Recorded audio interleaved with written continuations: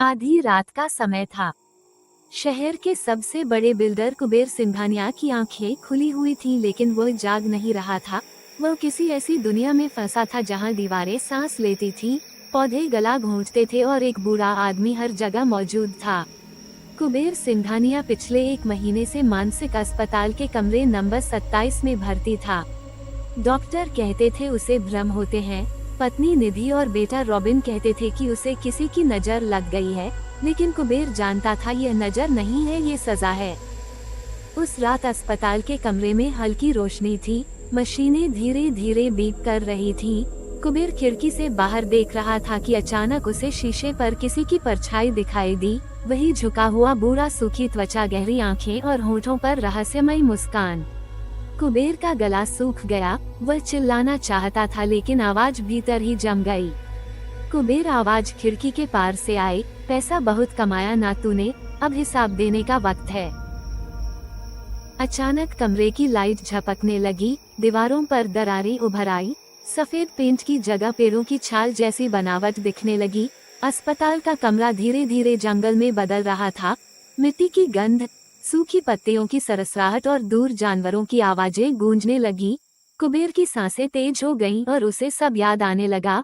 वो 100 एकड़ का घना जंगल जहां आदिवासी पीढ़ियों से रहते थे, वही जंगल जहां दुर्लभ पेड़ थे, खनिज थे और कुबेर की नजर थी। उसने पहले पैसों से खरीदना चाहा, जब बात नहीं बनी तो उसने चाल चली।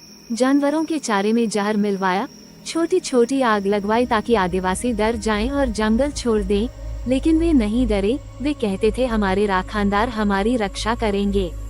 कुबेर हंसा था और उसी रात उसने पेड़ के नीचे रखी राखानदार की मूर्ति उठाकर पानी में फेंक दी और उसी रात से सब बदल गया। कमरे की जमीन में दरार पड़ी, दरार से जड़ें निकलकर उसके पैरों से लिपटने लगी। वह तड़पने लगा और तभी उसके सामने वही बूढ़ा खड़ा था। मैं हूँ राखानदार, जंगल का रखवाला, सीमा तय करने वाला, सजा देने वाला। उसकी आंखें आग की तरह जल रही थीं, जड़ें उसके सीने तक पहुंच गईं। कुबेर रो पड़ा, मैं सब लौटा दूंगा, जमीन पेड़ सब। भारी आवाज गूंजी, जंगल भीख नहीं लेता और जड़ें उसके गले में घुस गईं। उसकी चीख भीतर ही घुट गई और उसका शरीर जमीन में समाने लगा। तभी अचानक, पापा पापा क्या हुआ? कुबेर ने आंखें खोली तो वह अस्पताल के बिस्तर पर था। सामने रॉबिन, निधि और डॉक्टर संजय खड़े थे। डॉक्टर ने कहा, फिर वही सपना? कुबेर पसीने में भीगा था। उसने खिड़की की ओर इशारा किया। गमले में रखा छोटा सा पौधा हवा में हिल रहा था और उसकी टेढ़ी शाखा उसी बूढ़े के मुंह जैसी लग रही थी जो हंस रहा था। उस रात के बाद कुबेर की हालत और बिगड़ गई। वह दिन रात राखानदार का नाम बड़बड़ाने लगा। कभी कहता पौधे उसका गला दबा रहे हैं, कभी कहता जड़ें उसे जमीन में खींच रही हैं। डॉक्टर संजय ने दवाएं बढ़ाई, शॉक थेरेपी दी, लेकिन कुबेर की आंखों में डर और गहरा होता गया। एक शाम कुबेर चुपचाप खिड़की के पास बैठा था कि उसने देखा अस्पताल के पीछे की खाली जमीन पर कुछ आदिवासी खड़े हैं। वे उसे इशारे से बुला रहे हैं। उनके बीच वही बूढ़ा भी खड़ा था। कुबेर पागलों की तरह दरवाजे की ओर भागा, लेकिन बाहर पहुंचते ही उसे वहां कोई नहीं मिला। सिर्फ मिट्टी पर पैरों के गहरे निशान थे, जैसे कोई अभी अभी वहां खड़ा रहा हो। उसी रात उसे नींद नहीं आई। आधी रात के बाद कमरे में अचानक ठंडी हवा भर गई, मशीनें बंद हो गईं, दरवाजा अपने आप खुल गया और उसे साफ सुनाई दिया जैसे सूखी पत्तियों पर कई लोग एक साथ चल रहे हों।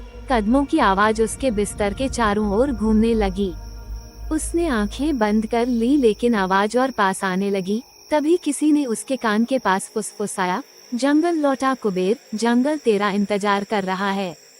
सुबह नर्सों ने देखा कि कुबेर के हाथों में मिट्टी भरी हुई थी और उसके नाखूनों में गीली काली माटी फंसी हुई थी, जबकि कमरे में कहीं मिट्टी नहीं थी।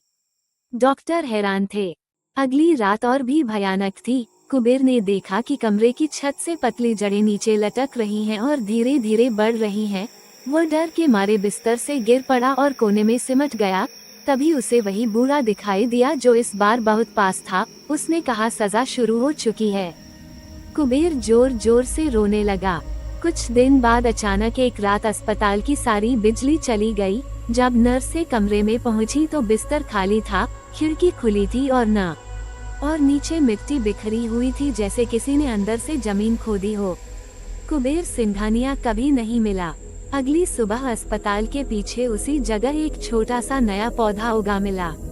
1 साल बाद उसका बेटा रॉबिन उसी जंगल को लेने गया, वही सपना पूरा करने, लेकिन अगली सुबह उसका शरीर जंगल में बुरी हालत में मिला। गांव वालों ने बस इतना कहा, राखानदार जंगल पर बुरी नजर डालने वालों को कभी नहीं छोड़ता। अगर आपको ये डरावनी कहानी पसंद आई हो तो हमारे YouTube चैनल को सब्सक्राइब जरूर करें।